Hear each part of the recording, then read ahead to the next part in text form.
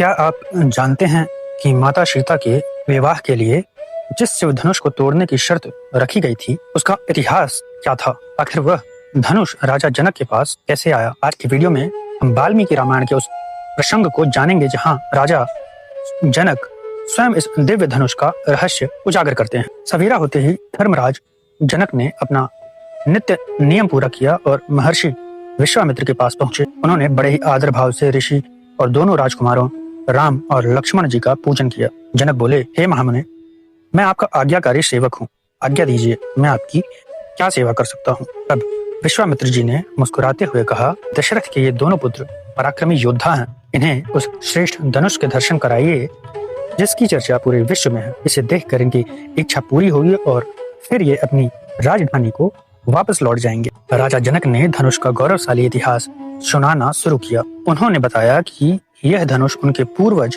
राजा देवरात के पास धरोहर के रूप में रखा हुआ था। प्राचीन काल में जब दक्ष प्रजापति के यज्ञ का विनाश हुआ था तब भगवान शिव अत्यंत क्रोधित हुए थे। उन्होंने देवताओं से कहा था, तुमने यज्ञ के भाग में मुझे हिस्सा नहीं दिया, इसलिए मैं इस धनुष से तुम सब के मस्तक काट डालूंगा। देवताओं ने भयभीत होकर महादेव की स्तुति की। इससे प्रसन्न होकर शिव जी ने यह धनुष देवताओं को दे दिया और अंततः यह जनक के पूर्वजों के पास सुरक्षित पहुंच गया। इसके बाद राजा जनक ने सीता के जन्म की अद्भुत कथा सुनाई। उन्होंने बताया, एक बार जब मैं यज्ञ भूमि को शुद्ध करने के लिए हल चला रहा था तब हल के अग्रभाग से एक कन्या प्रकट हुई।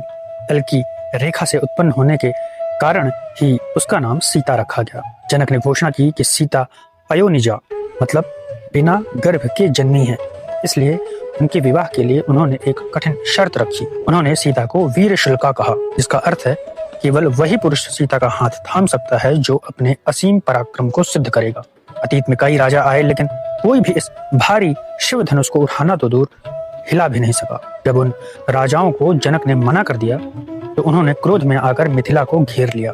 1 साल तक युद्ध चला, लेकिन अंत में देवताओं की मदद से प्राप्त चतुरंगनी सेना के बल पर जनक ने उन पापी राजाओं को खदेड़ दिया।